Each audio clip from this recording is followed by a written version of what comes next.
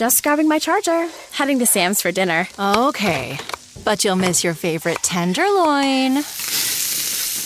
Wait, is that the Tuscan herb? Mm-hmm. Hatfield marinated Tuscan herb. That's a real shame. Did I say I was going to Sam's? Sam's coming here. Keep up, Dad. When better care leads to better pork, it's irresistible. Hatfield Pork. Better care, better pork. I don't know why it hurts, but it does. I woke up and my left foot is sore. From what, sleeping? I didn't even know that was a thing. Apparently it is, because here I am with a sore foot. I've been walking with a slight limp all day. It's embarrassing. I'm in my 30s. That is way too soon for sleep soreness? Is that what I'm gonna call it? I'd ask someone, but that adds to the embarrassment. It's not bad enough that I need to go to a doctor, at least not today. If I wake up feeling like this tomorrow, it's worse. Day 2 is worse. If something made it worse, it was trying to hide it yesterday at work. Anytime I walked, I tried to pretend like it didn't hurt. I was straining to keep a brave face. Not brave so much as young face, healthy face. The strain, the stupid strain, that's what made it worse. Now I'm feeling it in my ankle as well as my foot. I don't want to call out. I'm saving my sick days to go somewhere nice. I don't know where yet, but I know it'll be nice. Even if I did call out, how lame would that sound? Oh, I hurt my foot. You know whose feet don't hurt? Troy. Troy, one of the other copywriters at work who has his eye on becoming creative director. That's the prize, and I've had my eyes on it ever since the current creative director, Joyce, said she was going to switch companies at the end of the quarter. I gotta tough it out. If it feels worse tomorrow morning, it's worse. So much worse. I can barely walk. I can't even pinpoint where exactly on my foot the pain is coming from. Any inch of my foot that I squeeze is pure pain. I have to call out. I have to go to a doctor. I have to assume the news won't be good and I'll be out of commission for a decent amount of time, which will open a wide window for Troy to secure that soon-to-be vacant creative director position. Maybe it's not as bad as it seems. Or feels. Although it's probably way worse than it seems and feels. All day at work yesterday, I looked like I was holding in a fart. It's the only way I could walk, squeezing my butt cheeks together to try and lift up the pain from my foot to my back. So now, not only is severe discomfort shooting through my foot, but my back is also becoming increasingly tight and rigid. I can't call out. I gotta power through. If I call out now, Troy will get ahead. Maybe if I'm up front? If they know that I'm going to work even though my foot clearly needs to be amputated, maybe that'll show my grit, my commitment, my passion. Or it'll just make me look like a loser. The cause of the pain remains a mystery. A stranger might hypothesize that my weight is a contributing factor, that if I shed a couple of pounds, that would undoubtedly help alleviate the amount of pressure being put onto all of my joints that are south of my border. That stranger would not be wrong. Working late nights has cut into my lack of exercise. I've been crushing myself to nail this new account. It's the world of big pharma, and there's some new miracle drug that might cure dementia. Once a week, there's some new supposed miracle drug that turns out to not be a miracle. This is the life I've chosen, and I have spent almost 15 years trying to get the title of creative director. I've come too far. Troy will not win. There's gotta be another way. This is not that other way. I'm getting a foot massage from some cheap spa 6 blocks from my apartment that I'm fairly confident is above board. It's been only 10 seconds and I'm already on the verge of tears. This nonchalant Asian man is doing his damnedest to release whatever demon is trapped in my foot, but he can hardly make a dent in it because I am squirming around my seat like a drunken snake. Every bone in my body is working hand in hand to try and not cry. God forbid I sink further into shame by bawling in front of this man whose job, currently, is to rub strangers' feet. In this moment, I envy his existence because, from what I can tell, he does not have to hold in the excruciating pain that is circling around his toes, heels, and ankles. I throw in the white towel. I give him $10 for his 2 minutes of work and apologize while squeezing my butt cheeks together as I walk out like Charlie Brown after he just missed the football. It's only Tuesday. How am I going to power through until the weekend? And what's the plan once I cross that goalpost? The outcome is going to involve being placed out of the promotional picture. I'm screwed. That's my exit no matter how far I drive down this road. I'm living in a 4th floor walk-up. Even when not hopping on one foot, this trek up to my apartment is brutal. You know who doesn't have an apartment in a building with a 4th floor walk-up? Creative directors. You know who lives in a building with an elevator? Creative directors. You know who's going to be a creative director unless I figure out a way to stay in the office? Troy. Troy is fit. He does all the fitty things. CrossFit, Zumba, Aqua, boot camp, circuit, kick, spin, yoga, core, American Ninja. I thought that last one was a joke until everyone heard me laughing and then turned to look at me as if I had 3 heads. It's not a joke, and Troy does it. I do none of those things, yet I'm signed up for half of them. I tried yoga once, and I accidentally fell onto my glasses. That was the last time I ever did a downward dog or an upward Urkel, whatever the hell those poses were called. Troy bikes to work, even when it's hot out. Troy, he's probably climbing a rock right now. Meanwhile, I'm just stooping it. The weather is cold, but I'd rather sit than climb, and maybe the fresh air will jar some new strategy or solution into my head. So far, no luck. I'm still stuck. The current creative director is leaving in approximately 3 weeks. Her last day is the day before everyone takes off for Christmas and New Year's.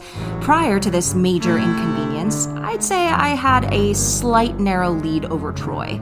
The head honchos like us both. We both have individual lunches with them at least once per week. But if I was truly in the lead, they would have told me already. Instead, they're waiting until the last minute, like waiting until the last day of the regular season before you vote on who should win MVP.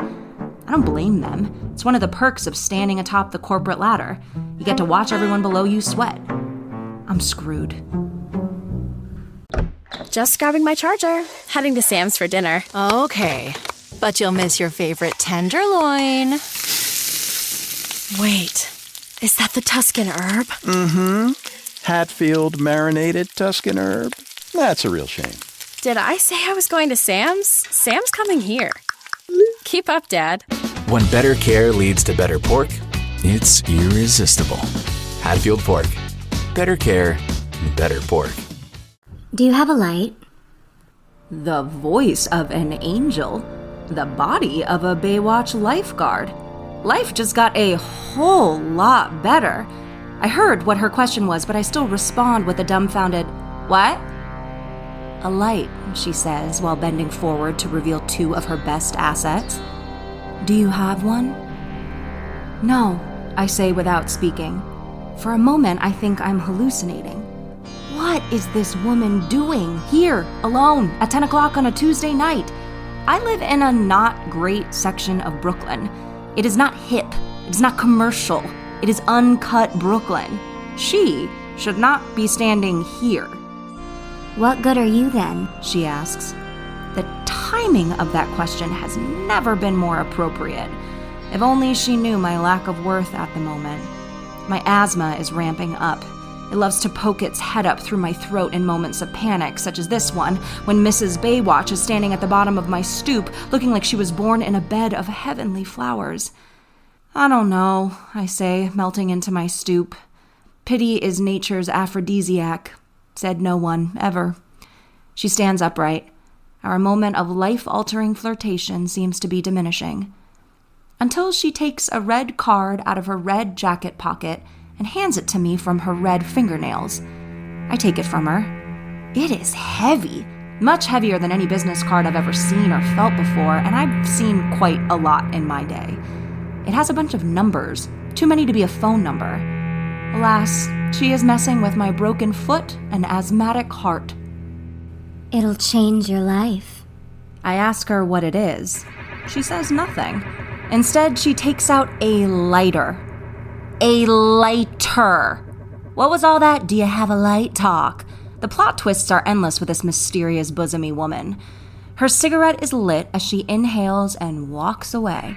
I can hear the soft clacks of her heels as she vanishes into the other direction away from me and my dismantled body. My hands are tingling. This could be a cause of so many various ailments, I don't even know where to begin speculating. Now, I am not only broken, both physically and mentally, I am horny in ways I did not know was possible. Coordinates. That's what Alex says from next to me in bed. Alex was a scout as a kid, so he knows all the worthless things that seemed cool when he was 11, such as what coordinates are. What's there? I tell him I don't know as I nuzzle up against him, hoping his refractory period has come and gone so I can attempt to actually achieve satisfaction as opposed to whatever it was we just did for 6 minutes. Let's look it up! Clearly, he is more excited by coordinates than he is about my body. I'm hovering above him as he sits at my desk looking up the coordinates. I try to mimic what Mrs. Baywatch did, but I fail with flying colors. I can only stand on one foot, so rather than pose seductively, I am leaning like the Tower of Pisa and holding back tears. He does not even glance in my direction. Instead, he writes down precisely where these coordinates would take me. It does not end there. He even figures out how long it would take me to get there via public transportation. Alex is a big proponent of public transportation because of the environment or something. I don't know. I wasn't really paying attention. We try to see what's there using satellites and whatnot, but it appears to just be an empty open field in the middle of nowhere. When are you going? I tell him I'm not. First off, why would I? Second, I can't miss work. Third, to reiterate, why would I? Aren't you curious? Then he should go. He seems off-put by that I am squandering some sort of chance for adventure, that risk is good for the soul. It could be just the boost I'm looking for. I want to scream. Instead, I say, you want me to go on a 3-hour quest with a broken foot just 'cause some random chick with a torpedo chest gave me a business card with coordinates? He makes a puzzled face and says, torpedo chest? That doesn't mean she's a bad person. I nearly dive out of my 4th floor window. He has just made me feel like a toxic alpha male, and I can't even think of a good comeback. All I can think about is my foot and how Troy is probably skydiving off the Empire State Building with Joyce, the current creative director. I tell Alex I have to get up early for work. He says I probably shouldn't go to work if my foot hurts. I respond by lying on my cold kitchen floor and staring at my ceiling until I hear him leave. I'm screwed. By car, it's only 2 hours. It cost me a week's worth of rent, but I'm on my way at 5 a.m, guided by coordinates that are most likely being used to kill me and use my skin as a bedsheet for the hill people, or whoever it is lives in this place. This is what raging jealousy will do to your voice of reason. It will choke it until its neck snaps. The driver is confused, as am I. It's just an empty field, 2 hours outside of the city. He asks if he should wait for me. I tell him that would be great. He asks if I need help getting out of the car. I tell him no, even though I'm moving like the hunchback of Notre Dame. This road is empty in both directions. It's a long stretch of nothing. The weather is considerably cooler outside of the city without millions of self-serving people living on top of each other. I walk out into this football-sized field and stare ahead towards nothing. This feels like a defining moment in my life. I just spent 2 hours to get nowhere. The metaphors are abundant. I lay my head down in shame. As the tears begin to bubble up, I hear a voice. What ails you? My head whips up like a coke-fueled rock star. Sitting in a chair outside of a one-room log cabin is an old, smiling man wearing a loose-fitting white cotton shirt and pants. Where did he come from? Where did that cabin come from? I am entranced. He says it again. What ails you? I can't speak. I can hardly think. I point to my foot with a shaking right hand. His smile grows. He stands up and extends his hand toward the one-room cabin. It is bright inside. So bright I can hardly see what awaits me. A combination of fear, excitement, and complete shock has given me strength. He speaks again. Push the pain away. I take several steps forward. As soon as I step inside, The cabin is gone. The old man is gone. I do 6 or 7 360 spins trying to see where they went. Nowhere is the answer. I'm having a nervous breakdown.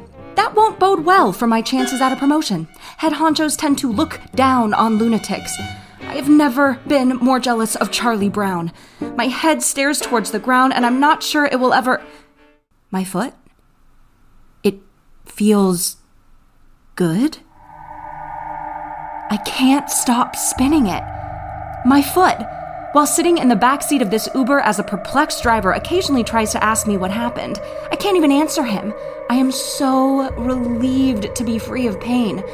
I get a text from Alex asking if I went to the coordinates. I send him an old photo of my boobs and then start maniacally laughing like the Joker. Oh my God, I think it worked. Whatever that was, it worked. I'm at work, working, and I'm early. Earlier than Troy, earlier than the head honchos, earlier than the junior copywriters who would kill to be me. Me, the next creative director who just drank a large cup of coffee and can't stop walking. It takes until lunchtime to realize that I have not sat down. Not once. My foot doesn't just feel good, it feels new. My lunch with the head honcho was masterful. It's the most charming I've ever been. I am funnier than even I knew I was capable of. My confidence is skyrocketing. When we get back to the office and I walk back towards my desk, I finally see him. Troy. Limping. Just grabbing my charger. Heading to Sam's for dinner. Okay, but you'll miss your favorite tenderloin. Wait, is that the Tuscan herb? Hatfield marinated Tuscan herb. That's a real shame. Did I say I was going to Sam's? Sam's coming here. Keep up, Dad. When better care leads to better pork, it's irresistible. Hatfield Pork. Better care, better pork. Woke up feeling sore. That's what Troy said when I asked if he was okay. Strangest thing, he continued. I always stretch before bed. My dad had really bad joint pain, so I try to be diligent with it. Stay hydrated, all the usual tips, I guess, he said, ending with a giggle. I could tell he was holding back. Normally he was very social. Today he stuck to his desk, eating alone, trying to seem busy. Troy was a master in social skills. If you're talking, you're not really working. Nobody knew that better than Troy. I envied that about him, his ability to energize people just by existing. I watched him walk back to his desk. His magnetic smile was swapped out by a somber grimace as his eyes stayed glued to the ground. He was in good shape. I'm sure he'd rebound quicker than I did. All that caffeine was starting to catch up with me. I get self-conscious about my asthma. Needing an inhaler in public shrank me down to the size of a gnome. Sometimes if I had too much coffee, I'd get anxious and my body would crash, like right now when I got on the elevator to go home. The magical morning started to repeat itself in my head. I wanted to tell someone, but who would believe me? Not even Alex would buy what I sold him. I was wide awake, laying on my cold kitchen floor. I had to go back. I'd wake up extra early, but this time I would take my time. I wouldn't leave without answers. What ails you? The old man, the one-room cabin, they were back. I turned around to stare at the driver who was sitting idle on the empty road. He was staring at me, confused, watching, until I saw him watching me, and then he turned, trying not to be a creep. I turned back to the old man and took out my inhaler. Push the pain away. I reached my shaking hand towards the bright white entrance. The cabin is gone. The old man is gone. I do 10 or 11 360 spins trying to see where they went. Nowhere is the answer. I turn back towards the driver. I scream towards him. Did you see that? He sticks his head out the window and asks, "What?" I respond with an emphatic, "Did you see that?" He gives me a puzzled look that is oddly similar to the look on Alex's face during a moment of ecstasy. I drop to the ground and begin ripping out patches of grass, thinking I might uncover some kind of clue. Maybe there's a hatch or a lever I can turn. No such luck or lever. I walk back over to the car. I ask the driver again if he saw the old man and the cabin. He looks terrified. I worry that if I ask again, he might leave me in the middle of nowhere, so I stay quiet and get into the back of the car. I am now heading back to work at a complete loss for what I've seen. Twice. There's a consistent energy I feel coursing through my veins today. I chalk it up to my spiritual experience that has defied all logic and science that I believed to be true. Until 2 days ago. Because of what I have seen and felt, everything at work feels lighter. I am quicker, smarter, sharper. I feel as if I am levitating from desk to desk, office to office, meeting to meeting. It isn't until one of the interns asks if I want a coffee during lunch that I realize what I'm missing. My inhaler. It's not in my pocket. It's not in my purse. It's not in my desk. It's gone. I haven't used it once all day. I go into a bathroom stall and try holding my breath. I time myself. 3 minutes, and I could have kept going. I walk back towards my desk with the swagger of 77 Snoop Dogs. There's a small commotion, centered around Troy. He is having a hard time breathing. Commended. That was the response from everyone towards Troy, who refused to go home after he had what was deemed an asthmatic attack at work. The head honchos confided in me that they were, and this is a quote, fired up by Troy's commitment to the job. They saw what happened to him as his body responding to all the hours he had put into the work recently. They were so impressed, they saw no conflict of interest to include me in this discussion, even though we were in the running for the same job. Maybe they were observing my reaction to their comments? I needed refuge. I needed my cold kitchen floor. I needed to return. I needed answers. I needed to record the whole experience on my phone. I needed to wake up even earlier. Or I could go right now. The driver is understandably nervous. I am telling him to drive me out in the middle of nowhere in the middle of the night, and I won't tell him why. My phone is charged. My face is glued to the window, hoping to see it before I arrive. It's nowhere to be seen. We arrive. I get out. I lift up my phone and walk straight forward, recording my every step. Still nothing. I point left, right, up, down, and then back again. Nothing. The horn startles me. The driver yells, "You okay?" I turn back, and they are now here. The old man, the one-room cabin. What ails you? My foot is fine. My asthma is gone. I am in the best physical condition of my entire life. I look at the old man through my phone, but the lens of my phone shows white static. No matter where I am, there is nothing but white static. He says it again. What ails you? I lower my phone, reach into my pocket. I take out a knife that I brought from my kitchen. I raise it up towards my wrist. I drag it across slowly, so slow that my right hand is shaking as it digs across and into my veins. I can feel the warmth of my blood flow out of me. I begin to feel faint. I look up at the old man who continues to smile. He says it.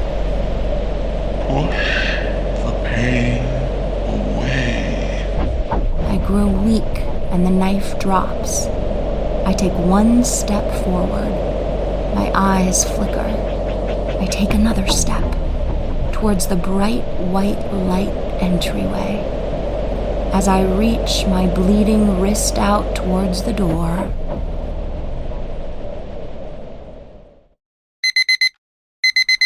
I love lunch. I used to hate it. Who do you eat with? Where do you eat? What time do you go? How long is too long? Now, as a head honcho, none of that matters. I can eat alone in my office for 2 hours and nobody can say a damn thing. Because business is good. There's a framed photo of Troy out in the lobby. I organized a 5K run in his honor for people who are struggling with mental illness. I did not know I could feel this good. I am the envy of everyone below me. I keep a watchful eye on my staff. They want to be me. It is in their nature. It is in all of our natures. As humans, we want what we cannot have. We want to be who we are not. There will come a time when I will seem past my prime. Father Time comes for us all. When that hour strikes, I will remain calm, knowing that all I have to do is take a little drive and get a little boost.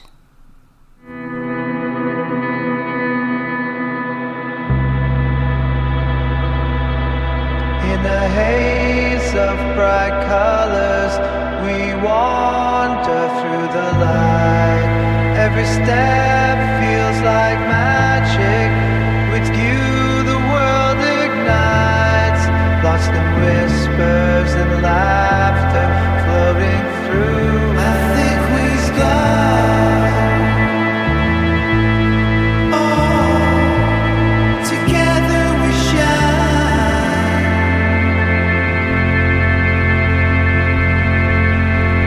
So let's dance like we're free. Together we shine. Do you feel the warmth of the sun on our skin? Holding hands, we drift softly. In this moment we win. Time stops as we linger, wrapped in love's embrace. And I think we glow. Oh, together we shine. So let's dance like we're free. Together we shine. As the stars come alive, we'll find our way home. In the light of your eyes, I'm never alone. And I think we glow. Oh, together we shine. So let's dance like we're free. Together we shine.